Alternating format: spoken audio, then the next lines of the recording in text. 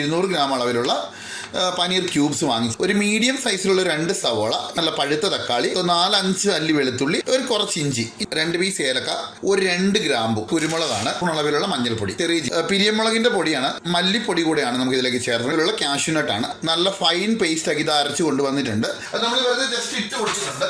ഇത് ബാക്കി കുറച്ച് വെള്ളം കൂടെ ഒഴിച്ച് നമുക്കിതൊന്ന് കഴുകി ഇതിനകത്തേക്ക് ഒഴിച്ചു കൊടുക്കാം. അപ്പം നമ്മൾ കുറച്ച് കഴുകി ഇതിനകത്തെല്ലാം മിക്സി കഴുകിയ വെള്ളം കൂടെ ഇതിലേക്ക് ചേർത്ത് കൊടുത്തിട്ടുണ്ട്. നാരങ്ങാമുറിയാണ്. അത്യാവശ്യം എൻ്റെ എണ്ണയൊക്കെ നന്നായിട്ട് തെളിഞ്ഞ് വരുന്നതോടെ വരെ വെയിറ്റ് ചെയ്യാം. അപ്പം നമ്മൾ ഇതിൻ്റെ ബട്ടറൊക്കെ മെൽറ്റായി വന്നിട്ടുണ്ട്. ഒരു പിഞ്ച് അളവിലുള്ള കുരുമുളകിൻ്റെ പൊടിയും കൂടെ ചേർത്ത് കൊടുക്കും. ഈ നമ്മുടെ വറുത്ത് വെച്ചിരുന്ന പനീർ ആ ബട്ടറോട് കൂടി തന്നെ ഇതിനകത്തേക്ക് ചേർത്ത് കൊടുക്കാം. കുറച്ച് മല്ലിയിലും കൂടി മേളിൽ കൂടി ഇട്ടതിന് ശേഷം നമുക്ക് ഇത് അടച്ച് വെച്ചിട്ട് നമുക്കൊരു 10-15 മിനിറ്റ് കഴിയുമ്പോൾ നമുക്കിത് ഉപയോഗിക്കാം.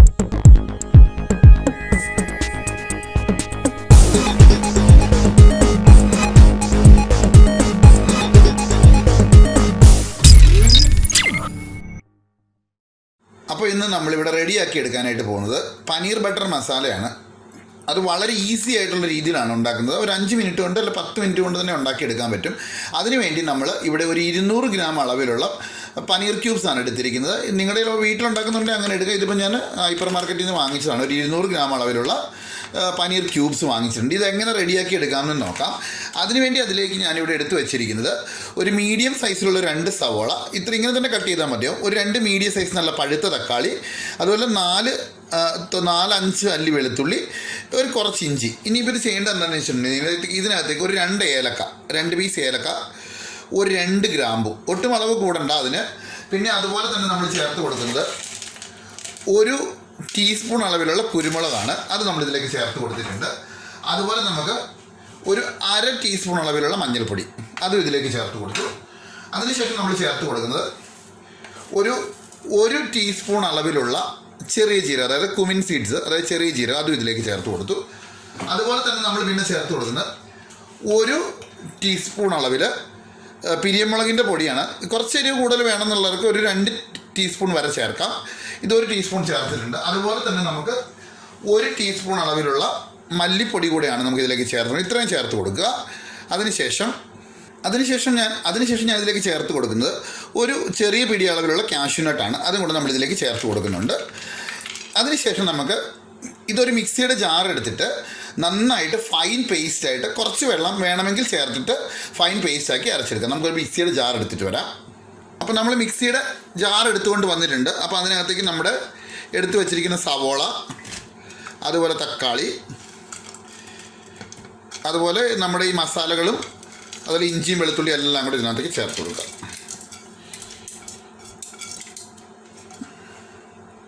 ആ എടുത്ത് വെച്ച പ്ലേറ്റ് തന്നെ നമ്മൾ കഴുകി കുറച്ച് വെള്ളവും കൂടി ഇതിനകത്തേക്ക് ചേർത്ത് കൊടുക്കുന്നുണ്ട്. ഇത് നല്ലതുപോലെ ഫൈൻ പേസ്റ്റാക്കി അരച്ചിട്ട് വരാം. അപ്പോൾ ഇത് നമ്മളിത് നല്ല ഫൈൻ പേസ്റ്റാക്കി ഇത് അരച്ച് കൊണ്ടുവന്നിട്ടുണ്ട്. ഇനിയിപ്പോൾ ഇതെങ്ങനെയാണ് പെട്ടെന്ന് റെഡിയാക്കി എടുക്കുന്നതെന്ന് നോക്കാം. അപ്പോൾ ഇത് റെഡിയാക്കി എടുക്കാനായിട്ട് നമ്മൾ ഒരു പാൻ വെച്ച് കൊടുത്തിട്ടുണ്ട്. ഇതിനകത്ത് തീ കത്തിച്ചിട്ടില്ല, നമ്മൾ ജസ്റ്റ് സ്റ്റവിൻ്റെ മേലേക്ക് വെച്ചിട്ടേ ഉള്ളൂ. അപ്പോൾ നമ്മളിവിടെ ഒരു 50 ഗ്രാം ബട്ടർ എടുത്തിട്ടുണ്ട്. ലൂ പാർക്കിൻ്റെ ബട്ടറാണ്.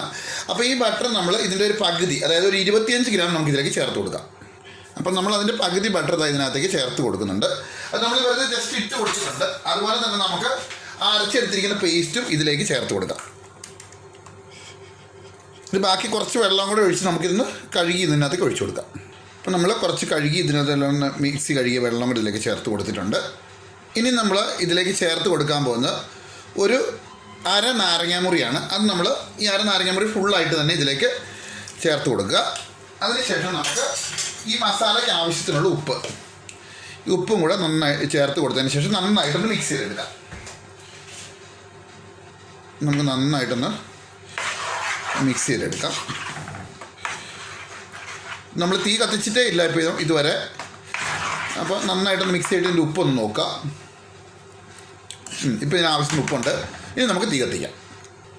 ഇതിപ്പോൾ നമ്മൾ നന്നായിട്ട് ഇളക്കി മിക്സ് ചെയ്തിട്ട് തീ കത്തിച്ച് കൊടുത്തിട്ടുണ്ട്. ഹൈ ഫ്ലെയിമിൽ തന്നെ വെക്കുക.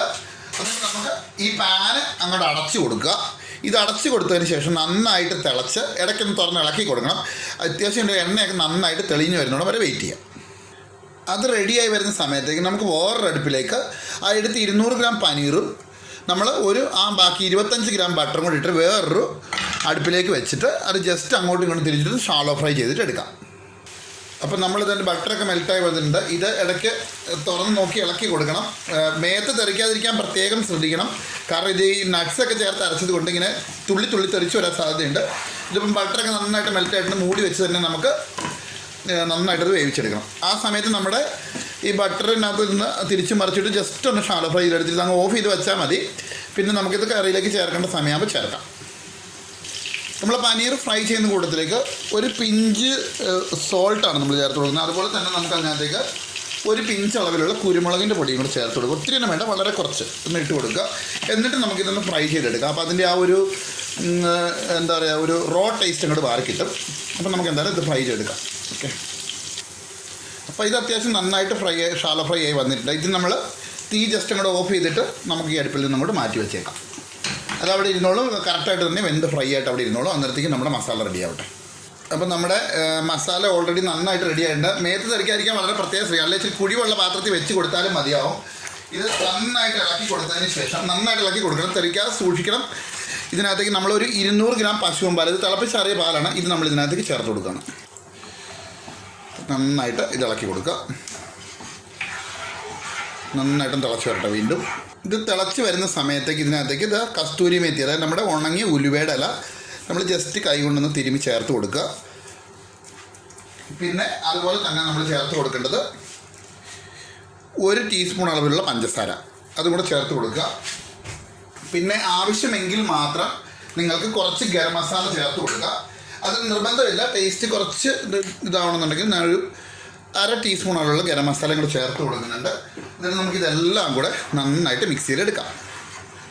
അപ്പോൾ നമ്മുടെ മസാല എല്ലാം തിളച്ച് റെഡി ആയിട്ട് വന്നിട്ടുണ്ട്. അപ്പോൾ നമുക്ക് ഇനി ഇതിനകത്തേക്ക് ഇത് ഈ നമ്മൾ വറുത്ത് വെച്ചിരുന്ന പനീർ ബട്ടറോട് കൂടി തന്നെ ഇതിനകത്തേക്ക് ചേർത്ത് കൊടുക്കാം. എന്നിട്ട് ഇത് നന്നായിട്ട് ഇളക്കിയെടുക്കുക. നന്നായിട്ട് ഇളക്കിയെടുത്തിട്ട് 2-3 മിനിറ്റ് ഒന്ന് തിളച്ച് വരട്ടെ. അന്നേരത്തേക്കും ഇത് റെഡി ആയിട്ടുണ്ടാവും. അപ്പോൾ നമ്മുടെ പനീർ ബട്ടർ മസാല റെഡി ആയിട്ടുണ്ട്. ഗ്രേവി കൂടുതൽ വേണമെന്നുള്ളവർ ആ പാലൊഴിക്കുന്ന സമയത്ത് പാലിൻ്റെ അളവ് കൂട്ടി കൊടുത്താൽ മതി. ഇനി കുറച്ച് മല്ലിയിലും കൂടി മേളിൽ കൂടി ഇട്ടതിന് ശേഷം നമുക്ക് ഇത് അടച്ച് വെച്ചിട്ട് നമുക്കൊരു 10-15 മിനിറ്റ് കഴിയുമ്പോൾ നമുക്കിത് ഉപയോഗിക്കാവുന്നതാണ്. അപ്പോൾ നമ്മുടെ ടേസ്റ്റി ആയിട്ടുള്ള പനീർ ബട്ടർ മസാല റെഡി ആയിട്ടുണ്ട്. അപ്പോൾ വീണ്ടും അടുത്ത വീഡിയോ ആയിട്ട് ഉടനെ കാണാം. അതുവരെ എല്ലാവർക്കും നന്ദി, നമസ്കാരം, താങ്ക് യു.